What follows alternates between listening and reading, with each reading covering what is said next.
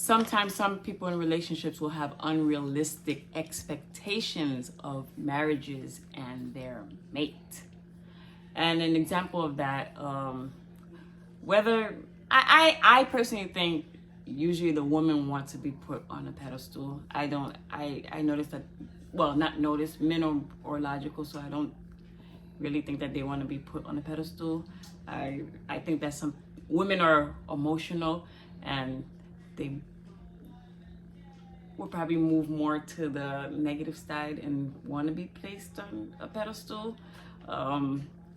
That's the unrealistic expectation. And also expecting your man to center his life on you only is unrealistic, because he has other things to do. Because most women want the man to be the breadwinner. Bringing that dough. So if he's centering his life around you, how is he supposed to be the bread dough? And to bring in the bread. To bring in money. Yes. Yeah. And I'm just to elaborate on what you just said, and you shouldn't be telling them how to bring in that money. Like, just about to say however he has to get it, whoever he has to be in contact with and deal with. Whether like, it's another female or whatever. Since he's expected to bring that money in, you can't be telling him how to do that. And when he's communicating on the phone, whether it's with a female at whatever time it is, he's getting that money. So you can't intervene in that because you want that money, right? So he's getting that money. So you have to pay attention to these unrealistic expectations. And let me elaborate a little bit more now. I say that also, and we say that too, because like, so opposites attract, right? Which is why men and women attract to each other. Now, when it comes to business, a man will help a woman advance with opportunities simply because she's a woman. And for men, women do that for men. Like, you may find a guy that'll won't find you as his competition and help you do some things. But most of the time when I've received opportunities and stuff like that, it was actually through a female. You know what I'm saying? Most of the time, right?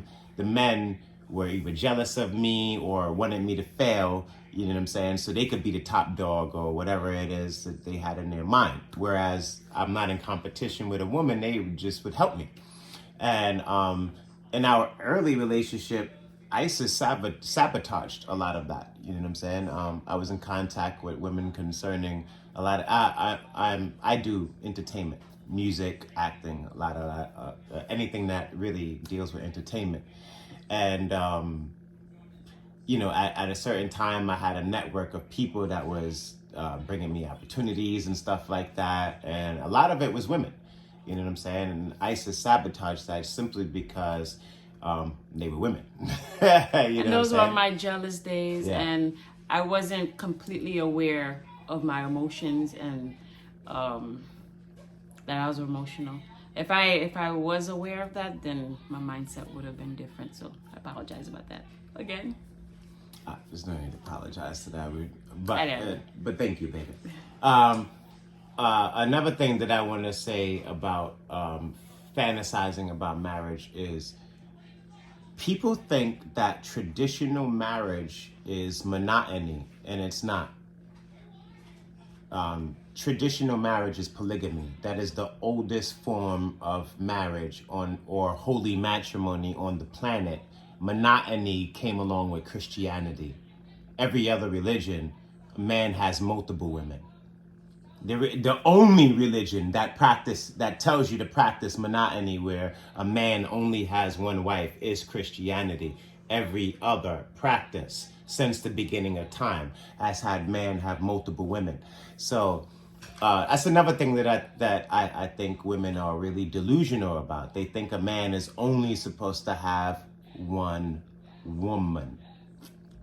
Absolutely incorrect. A man is supposed to have multiple wives. And polygamy is not based on a man having enough money to take care of all of those wives either. A woman is supposed to work and bring, I'm gonna compare it to a lion's pride. In a lion's pride, the man just simply protects the family. That's his sole job. The woman does everything else. She goes and hunt. She brings the food back. Yes. She takes care of the kids. She takes care of everything. The Husband only and thing that lion does, the male lion does, is protect the whole entire pride. If another male lion comes anywhere near that family, it is his duty to kill that lion. You know what I'm saying? And in Africa, not to say because, but anyway, I was going to get into something else. In Africa, right, where polygamy is practiced all the time, it's not the man's responsibility solely to take care of all of those women. Women are working in those polygamy situations, and they bring income to the man. And in some of those situations, the man doesn't work at all, and all of his wives work, and they bring in the income and still handle all of the other things that they have to handle. And they are still respectful to their man Exactly. as the leader. So the man being the breadwinner has nothing to do with being a leader in a relationship. The man is a leader because he thinks as a leader, and a woman does not think as a leader. A woman thinks emotionally, a man thinks logically and sound, and a woman thinks so. It's about character trait. Leadership has nothing to do with money, with how much money you're making. That's another thing that breaks up relationships. Like women start thinking, oh, I make more money than you, then you're not actually a man, and blah, blah, blah. No, wrong. If Isis started started a career and she started making more money than me, she would bring that money to me as the leader. It's not, and this whole and another thing I meant to say is women have a lot of there are other delusional things that women have that I want to clear up. Like, so your money is not your money and his money is yours. That's not how that goes. If you make money, whatever money is made in the family is the entire family's. Yeah. And the man should be in charge of all of that. If you're not, if you don't trust your man to be in charge of that, then you may not have a sound mind man. Not every man is sound mind. Like I just said some minutes ago, there are men, lots of men who have been brought up by their mommy, and they're not actually men. They just pretend to be, and they think that they are, but they're not actually men. You know what I'm saying? And, so there's that. And did I say anything else I want to mention about something delusional and fantasy-like about marriage that... I wish I could say something about men, but it's just really women. Men don't have any delusions about marriage. A man just wants a woman to play her part. He just wants her to be a housewife, not be a thought, And what I mean by not be a thought, let's be clear on something, ladies. You're not supposed to have sex with another man or men and then say to some man, you're worth marriage. In other countries, and plenty of other countries, and not just like some, because the Western society, meaning North America and some of South America, because the Latinos also operate in it. A lot of Latino countries operate in a traditional sense too.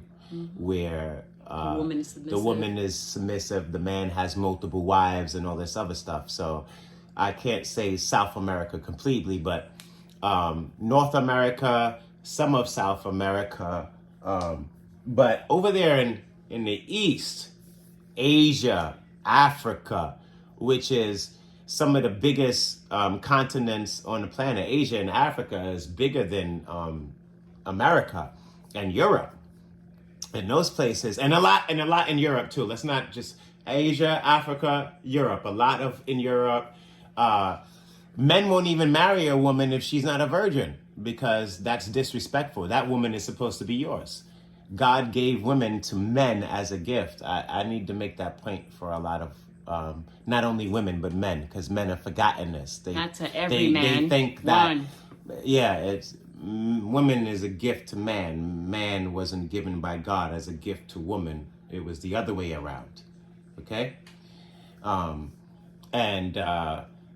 if a woman is not playing that role, she is not empowered. She is actually not empowered. She has done something other than empower herself. Like all of the women who are independent, and you see the quotation marks, right? The independent women, you haven't empowered yourself. You've made yourself less desirable and less valuable. You haven't empowered yourself. Empowering yourself would be playing your role to the T and to perfection. Just the way men who play the role that they're supposed to play to perfection have empowered themselves. It's the same thing for women. If you're not playing the role that you were godly intended for, you are not empowering yourself. Okay? And I think that's all I'm going to say. And is there anything you want to add, my queen? That's all I have to say. You see, I'm asking it, right? Because we've had some really stupid comments from emotional people. I was going to insult those people. No need. But there's no need to.